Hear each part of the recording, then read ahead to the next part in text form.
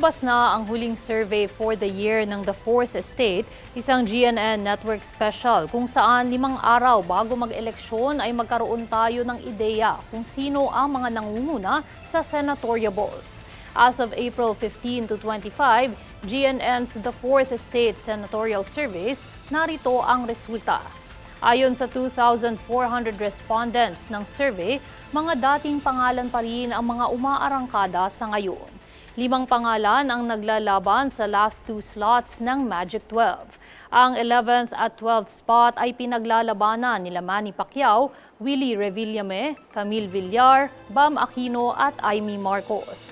Less than 1% ang naghahati sa mga numero nila at tinatayang magiging mahigpit at exciting ang bilangan pagdating ng Lunes, May 12.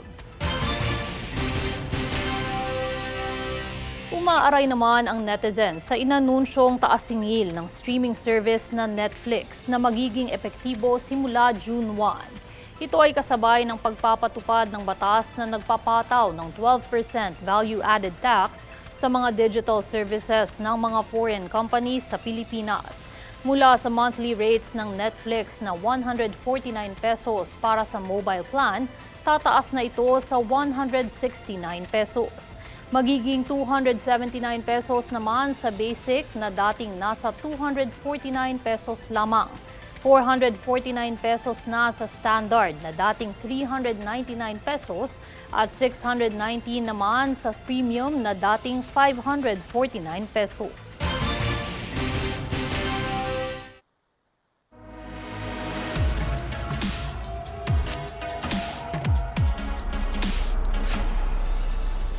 Gaganapin ngayong June 21 ang first solo Big Dome concert ni OPM pop rock artist Kitchi Nadal na pinamagatang New Ground sa Smart Araneta Coliseum. Ilan sa kanyang kilalang kanta ay Breathe, Bulong at ang kanyang massive hits na Wag na Wag Mong Sasabihin at Same Ground. Handa na ang hitmaker sa gaganaping concert na aniyay tungkol ito sa pag-explore ng bagong direksyon ng kanyang music career. Aasahan din umano ng fans sa concert ang bagong musika, genre, experience at ang kanyang pinaka-inaabangang collaboration sa mga guest artists na hindi niya pa nakakatrabaho. Sa mga gustong makipagrakrakan o senti mode, available pa ang tickets sa mga physical branch ng Ticketnet at online sa ticketnet.com.ph.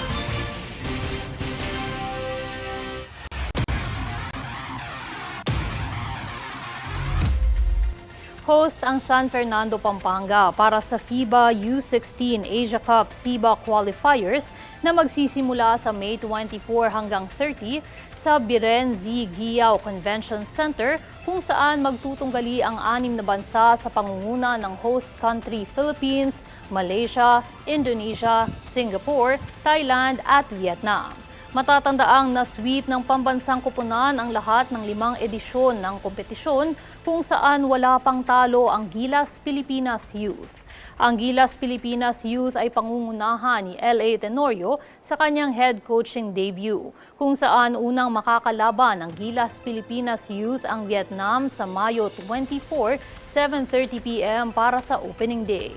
Ang Thailand ang kanilang susunod na hamon sa Mayo 25 at pagkatapos ay ang Singapore sa Mayo 26.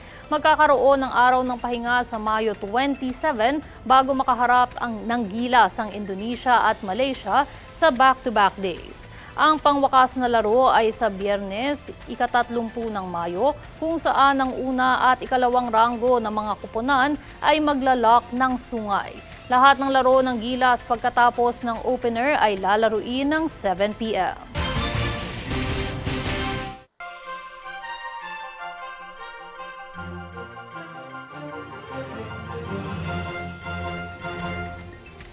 Nagsimula na ngayong araw ang conclave na nilahukan ng nasa 133 cardinals sa Sistine Chapel upang bumoto para sa susunod na kahalili ng yumaong si Pope Francis. Puspusa ng naging paghahanda sa Vatican para sa papal election, kabilang narito ang paglalagay ng chimney na magbibigay hudyat sakaling may manalo na at makakuha ng 2/3 or 89 na bilang ng boto. Inihanda na rin ang dalawang mahalagang lugar na ginagamit tuwing may halalan para sa bagong Santo Papa. Una ang Sistine Chapel kung saan isinasagawa ang pagboto ng mga kardinal.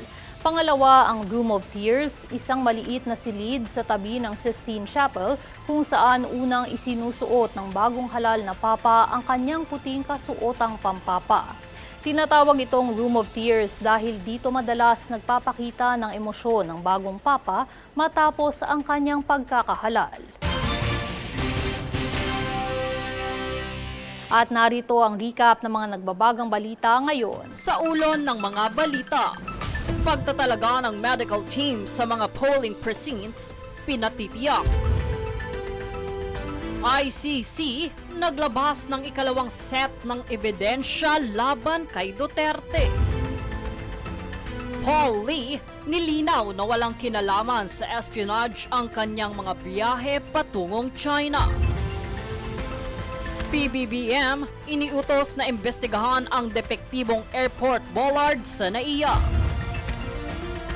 First solo Big Dome concert ni Kichi Nadal gaganapin sa Hunyo. Conclave para sa bagong Santo Papa nagsimula na. Patas at pantay na balita, komprehensibong ulat para sa pulso ng masa. Ito ang News Pulse.